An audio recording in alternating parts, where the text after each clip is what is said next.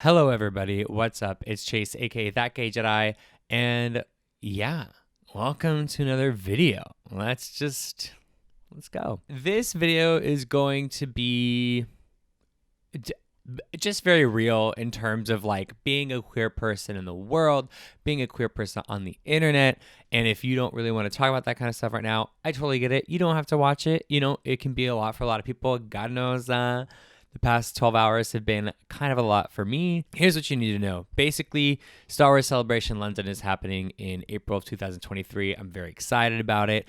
And I came up with a panel concept for fan panels, which are things that are very cool and they always explore a very wide range of topics. And I came up with this idea of sort of like comparing core elements of drag with elements in Star Wars that are very, very aligned. Not unlike things that I talk about on this channel. And I got two friends to join me on that adventure, and Star Wars Celebration approved of that panel, which is a total slay, and I could not be more excited about it, and I could not be more grateful to Star Wars for that opportunity. That being said, certain corners of the internet have become incensed over this. They have become very upset about it, and a very specific, YouTube media outlet, basically someone with like 300k subscribers decided to come after me, someone with 1,000 subscribers. And this is not the first time my name has been in their mouth. And so I need to talk about that. And before I do, I want to make something very clear, which is I didn't expect any of this to happen. Honestly, I thought of a great idea for a panel. I submitted it. I got the approval. I was stoked. I announced it. And I think just in my, very privileged, comfortable bubble of love and support and kindness and open-mindedness, in me getting lost in that, I forgot. I forgot the way the internet works. I forgot the types of people who are out there who just kind of want to shut shit down just for shutting it down. So I didn't expect any of it. It's been a very emotional experience. I kind of ping pong around from feeling super, super great and super happy to feeling really sad and like frustrated and scared. But yeah, so that's kind of the background. Anyways, what have people been saying? Calling me, all the classics. They've been calling me a groomer. They've been saying I've been pushing like a political agenda. Someone even referenced Order 66 and said that they missed one during Order 66. And yes, that's a reference to me. And yes, that is incredibly violent. So now I'm paying $100 a year to have blockchains to kind of protect myself from people who engage with creators like that, engage with people that use their platforms like that, so that hopefully I can become a little bit more untouchable, I guess, by people who talk like that, think like that. And I don't mean that in a way to sort of like cut off communication, because I'm making this video and you will see like I am trying to have communication, but I'm doing that because of safety. And that's just a wild, wild concept. So yeah, I'm just going to kind of ramble around here. I'm probably not going to hit everything that I want in this video, but I have things that I've just kind of been thinking about, and I have to get on here and communicate what I can. And I'm not really going to be like making any specific counter arguments or like give this whole like intellectual 3.5 hour thesis on all these points that are being brought up against me. I'm just going to kind of say my piece and move on. This video is a one and done video. This is going to be the only time I talk about this whole situation, and then I'm going to move on. I have better things going on. I have my birthday coming up in a couple of days. This is a very interesting time for this to be happening. I basically just don't want to let people get away with putting my name in their mouth. And as a queer person, I'm not going to be quiet about it, because I feel like if I was just going to be quiet about it and not say anything, then it's like they just get to use me for their shitty, grifty YouTube content. And then I just sit there and I'm quiet and they just are like, yeah, got him. No, bitch. Literally no. Like, no.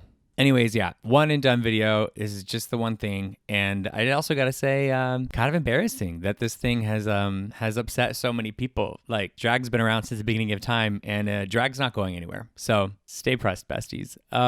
Anyways, in terms of like people kind of trying to commandeer this panel announcement and say that it's a sexualized thing, or it's grooming, or it's like an overtly political topic. No. If you read with your eyeballs what the actual panel description says, it says that I am that some of Star Wars' very best characters embody various core principles of drag. So what this panel is doing is it's boiling down drag to its essential pieces, like its essential foundational aspects, and it is relating them to characters in Star Wars. So I don't know where anything sexual is in there for you. I mean, sounds like a you thing.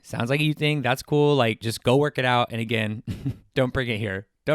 And it's also not a political thing. You know what I mean? Like, drag is a nebulous topic. There are so many layers to it. A lot of drag people and people in the queer community don't even necessarily agree on what it is. It does not have one definition. It cannot be defined, okay? So yeah, in the drag scene, sure, there are queens who use it for sexual expression. People use it for political action. But the point of this panel is not necessarily those things. So again, we'll check up on your reading comprehension, but if I were you, I'd just kind of keep reading it, figure it out. It's all there. And again, I am not pushing an agenda here, okay? I am simply trying to exist and make something. I am a creator. I am a creative person. I am trying to make something, and I am just getting railed for it for no reason. The reason I'm getting railed with it is because for some reason, drag has become sort of like the hot topic and the thing to talk about and the thing to cancel and the thing to misrepresent. And it's just become the thing. I mean, it just is what it is, but that is not related to what I'm doing with this panel. I am just a creator making a panel with my friends about these foundational similarities, okay, between drag and Star Wars. So tell me again where the sexual deviation, the grooming, or the politics get wrapped up in there, because again, they're just not. Also, by the way, I kind of like hate/love to break it to you, but drag does exist in Star Wars. Let's take a look at some of the notes, shall we? Some of the notes that I wrote in coming up with the idea for this panel. There's a quote from drag queen Miss Fame saying that drag has been a great way to captivate many eyes all around the world, and now that I have the audience's attention,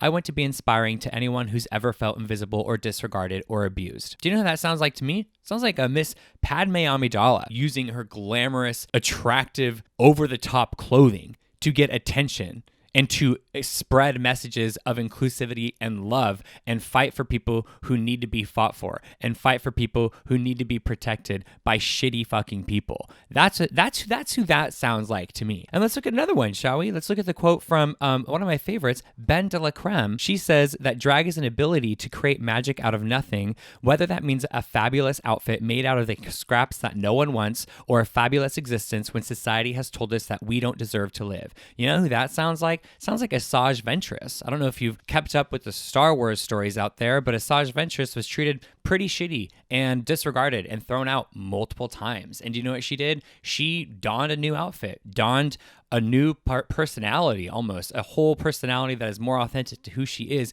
and that says, you don't get to define that for me. So sounds like, just from those two quick little notes, that drag does exist in Star Wars. But I guess you know what? Listen, I'll just send you the audio from the drag panel that I'm having at Star Wars Celebration. I'll send you the audio so you can maybe learn a thing or two about what drag is and how it does relate to Star Wars. So until then, I don't know if you just get to say that they're not related. Okay, so leave that to me. I got you. Another thing I see that's wildly ridiculous is that this inclusion on this panel, this inclusion to have this panel at the convention excludes other groups. It is not doing that. It is not drawing any sort of line. You are drawing conclusions. I saw someone ask, well, could Christians do a panel about Christianity in Star Wars? Literally, yeah, you fucking can. You can do that. And moreover, I would probably go to that because that sounds interesting to me. Literally, as a religious studies minor, I'm like, cool. I would love to hear intelligent people use their brains to relate one thing into another thing and talk about it. That is interesting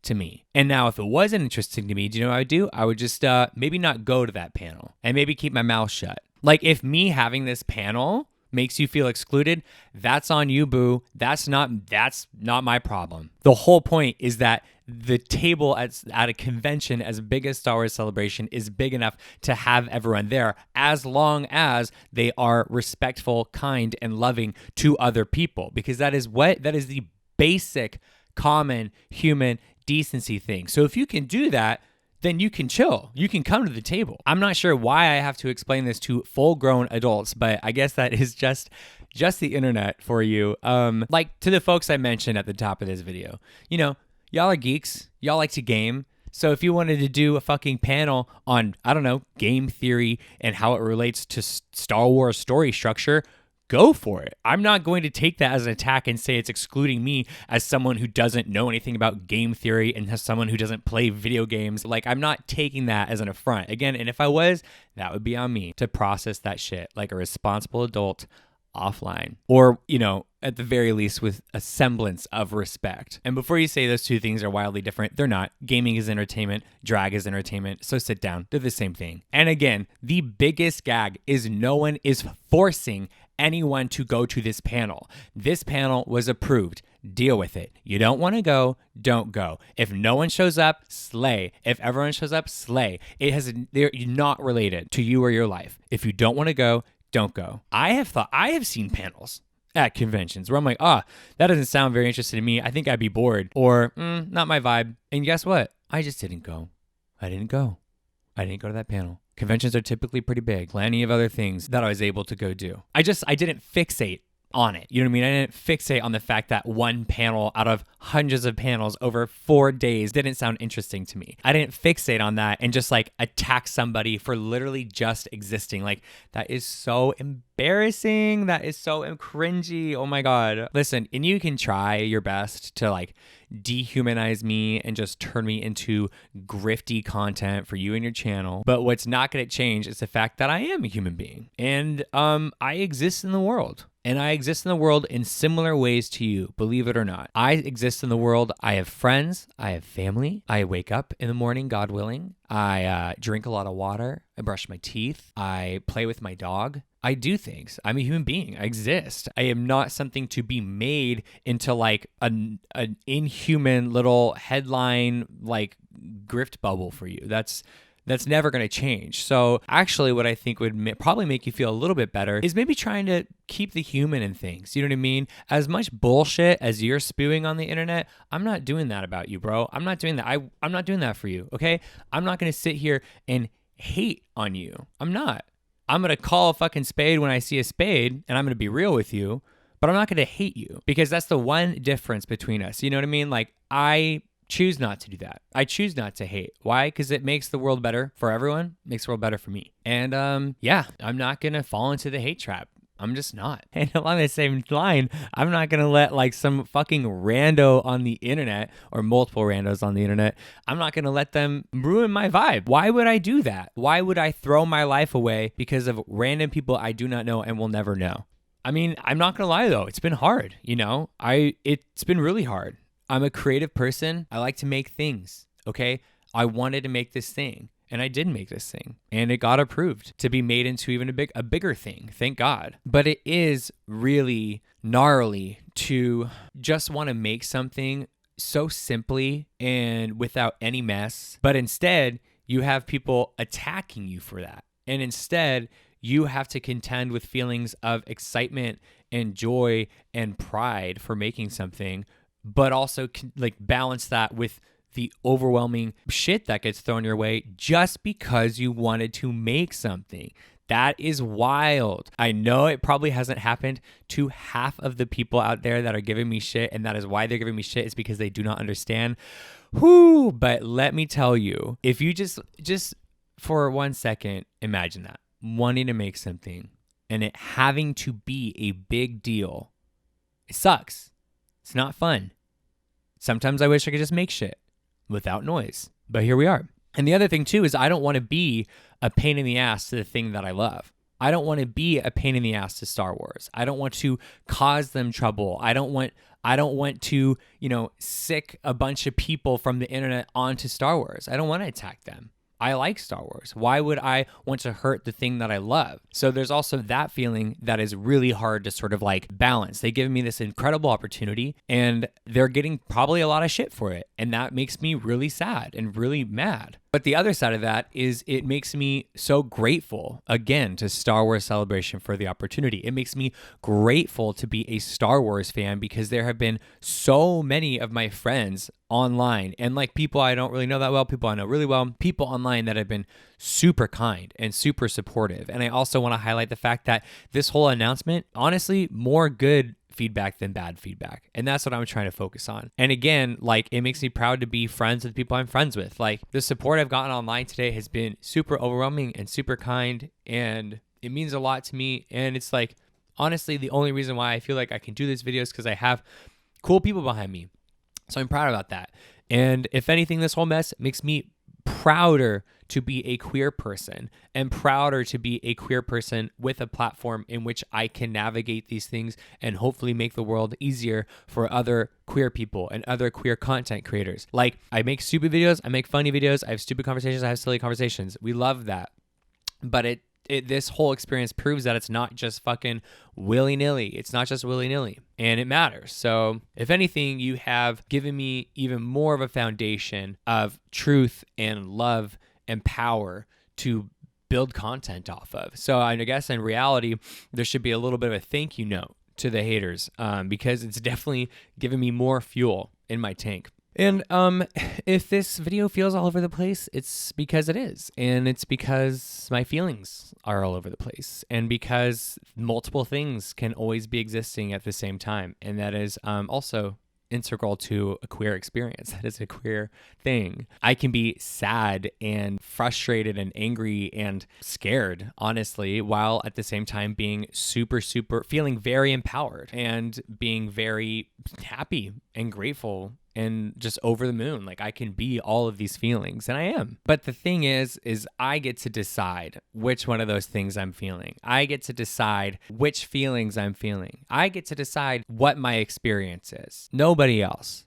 So while other people want to commandeer a really exciting part of my life and my work as someone who does this kind of stuff online, if someone wants to try to commandeer that and make it about something else, they can try is the word. They can try. I get to decide. And through the help of my friends and my family, and through the help of characters from Star Wars, as cheesy as it is, I choose to be good and to be kind to people and to ask questions if I don't understand something and to lead with love, even when people frustrate me. Like, peace and love to the fucking haters. Like, peace and love, genuinely. Like, keep my name out of your mouth, but peace and love. It's me. I win. You lose. I'm just playing. I love you all. Thank you for watching, and may the force be with you always.